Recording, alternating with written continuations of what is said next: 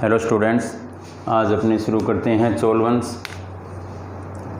चोल वंश की बात की जाए तो यह दक्षिणापथ यानी कि दक्षिण की साइड, उत्तर से दक्षिण की ओर जो मार्ग जाता था, अपने मौर्यकालीन समय भी अपने पढ़ा है भी दक्षिणापथ उत्तरापथ, उसमें से एक जो दक्षिणापथ था उसके 3 प्रमुख राज्यों में से एक था। अगर अन्य 2 राज्यों की बात की जाए तो उनमें एक तो था पांड्य और एक था चेर। इस चेर को अपने केरल भी कह सकते हैं। क्या कह सकते हैं? केरल वंश। इसके 2 नाम मिलते हैं, एक तो मिलता है इसका चेर और एक मिलता है इसका केरल। तो दक्षिणापथ के 3 प्रमुख राज्य कौन कौन से हो गए? एक तो चोल हो गया, एक हो गया पांड्य और एक हो गया चेर। अगर अपने चोल वंश की बात की जाए तो चोल वंश जो अशोक के अभिलेख हैं उनमें इस राज्य का वर्णन स्वतंत्र राज्य के रूप में मिलता है। स्वतंत्र राज्य का अर्थ अपने क्या कहेंगे? इस पर किसी भी अन्य सत्ता का कोई अधिकार नहीं था। इसका क्या था? स्वतंत्र राज्य था। चोल राज्य के निवासी तमिल भाषी थे, यानी कि इनकी प्रमुख भाषा कौन सी थी या राजकाज में कौन सी भाषा का यूज करते थे? तो वो थी तमिल भाषा। इन जो चोल वंश के राजा है उन्होंने तमिल भाषा को बहुत अधिक प्रोत्साहन दिया और उनमें अगर लेखन प्रणाली की बात की जाए, विभिन्न ग्रंथों की बात की जाए तो उनमें सबसे प्रमुख और अच्छा उदाहरण कौन सा है? तिरुवल्लुर। इसके द्वारा रचित एक ग्रंथ है कुरल। यह ग्रंथ इसका या तमिल भाषा का एक अच्छा उदाहरण है। अगर इसके चोल वंश के राजाओं की बात की जाए तो उन राजाओं में लगभग 100 ईस्वी के लगभग एक शासक हुआ करिकाल। इस करिकाल की बात की जाए तो इसने राजा बनने के पश्चात पुहार, जिसे अपने पुगार भी कह सकते हैं, नामक एक नगर की नींव डाली थी, इसकी स्थापना की थी इसने सिंहल से युद्ध किया। अब यहाँ पर अपने सिंहल का अर्थ क्या लेंगे? अपने इसे कह सकते हैं सिंहल द्वीप भी या श्रीलंका भी।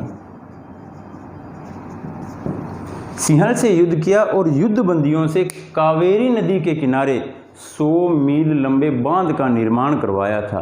देखो इसमें क्या कहा जा रहा है? भी सिंहल द्वीप से इसने युद्ध किया, युद्ध में यह विजयी रहा और इसने युद्ध बंदियों से, युद्ध में लोगों को क्या किया? इसने बंदी बना लिया और उन युद्ध बंदियों से कावेरी नदी के किनारे 100 मील लंबे एक बांध का निर्माण करवाया था। और यह इसने अपनी राजधानी उरेयूर से कहाँ चेंज कर दी? कावेरीपत्तनम। यानी कि पहले इसकी राजधानी कौन सी थी? उरेयूर थी। बाद में वह अपनी राजधानी कहाँ ले गया? कावेरीपत्तनम ले गया था। अब अपने इस करिकाल के बाद मुख्य राजा की बात करें तो वो था आदित्य। आदित्य की अगर बात करें तो ये लगभग 880 से 907 ईस्वी तक। कब से कब तक? 880 से 907 ईस्वी तक शासक रहा था। इसके पिता का नाम क्या था? तो विजयालय था। अगर इसकी उपलब्धियों की बात की जाए तो इसने पल्लव नरेश अपराजित, ये शासक का नाम है अपराजित, इस अपराजित को इसने क्या किया था? पराजित किया था। अब अपने आदित्य के बाद अगर प्रमुख शासक था तो वो था प्रांतक और यह आदित्य का पुत्र था। क्या था? इसका पुत्र था। अगर इसकी बात की जाए तो देखो पल्लवों को हराने का सिलसिला शुरू किसने किया? आदित्य ने किया। और उनकी शक्ति को लगभग पूर्ण रूप से नष्ट किसने किया? तो प्रांतक प्रथम ने किया। ये प्रांतक प्रथम कौन था? तो आदित्य का पुत्र था। इसने पल्लवों की शक्ति को पूर्ण रूप से कुचल दिया और पांड्यों की राजधानी मदुरा पर भी इसने अधिकार कर लिया था। यानी कि पल्लवों को जो शक्ति थी पल्लवों की, उसे तो पूर्ण रूप से नष्ट कर दिया और पांड्यों की जो राजधानी थी मदुरा, उस मदुरा पर इसने अधिकार कर लिया। अब इसके बाद प्रमुख शासक की बात की जाए तो वो था राजराज प्रथम। राजराज प्रथम की समयावधि की बात करें तो 985 ईस्वी से लेकर 1013 ईस्वी तक ये शासक रहा।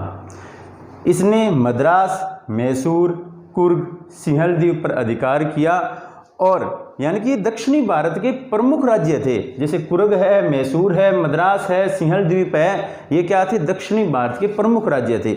इन सभी पर इसने विजय प्राप्त की और दक्षिण भारत का यह एक छत्र सम्राट बना था। इसकी अगर प्रमुख सांस्कृतिक उपलब्धि की बात की जाए तो वो उपलब्धि कौन सी थी? इसने अपनी राजधानी, इसकी राजधानी कौन सी थी? तंजौर। इसने अपनी राजधानी में भगवान शिव का वृद्धेश्वर का, कौन सा? वृद्धेश्वर, जिसे राज राजेश्वर के मंदिर के नाम से भी जाना जाता है, वृद्धेश्वर के मंदिर का निर्माण करवाया था। अब राजराज प्रथम के बाद प्रमुख शासक की बात करें तो वो था राजेंद्र प्रथम। इसकी समयावधि कब से कब तक थी, तो 1016 ईस्वी से 1044 ईस्वी तक इसने राज किया था।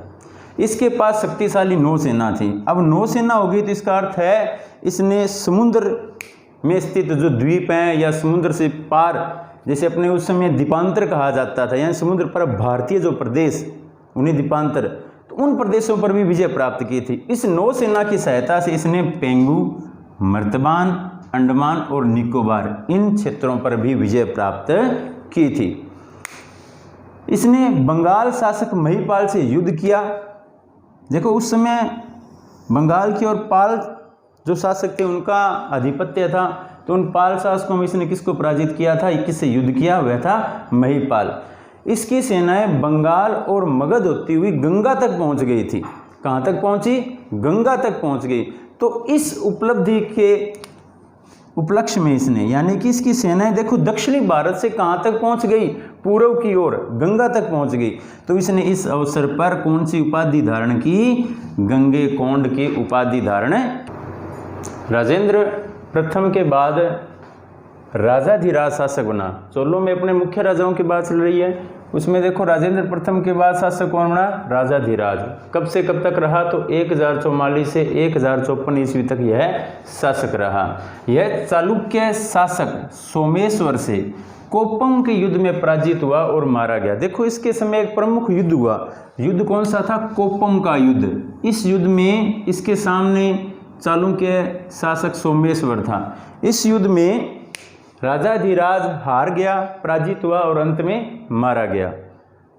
राजाधिराज के बाद अपने बात करें तो वीर राजेंद्र शासक बना। कब से कब तक रहा, तो 1054 से 1069 ईस्वी तक यह शासक रहा।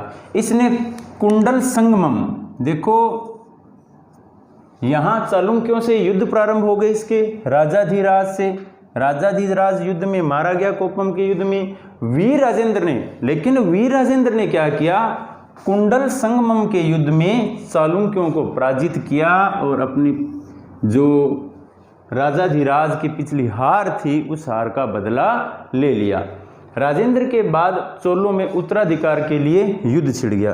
देखो बच्चों, वीर राजेंद्र की मृत्यु के बाद इसके पुत्रों, इसके वंशजों में उत्तराधिकार के लिए युद्ध छिड़ गया। इस उत्तराधिकार के युद्ध में अंत में सफलता किसे प्राप्त हुई, तो राजेंद्र कुलोतुंग प्रथम को सफलता प्राप्त हुई। यानी कि गद्दी पर वीर राजेंद्र के बाद गद्दी पर कौन बैठा, राजेंद्र कुलोतुंग प्रथम। जो ये 1 साल का गैप है 1069 से 1070, इस समय क्या चलता रहा, उनके मध्य उत्तराधिकार के लिए युद्ध चलता रहा या विभिन्न कार्रवाइयाँ चलती रही। इसमें सफलता किसे प्राप्त हुई, राजेंद्र कुलोतुंग प्रथम को। ये शासक कब बना, 1070 में, और कब तक रहा, 1122 ईस्वी तक ये शासक रहा।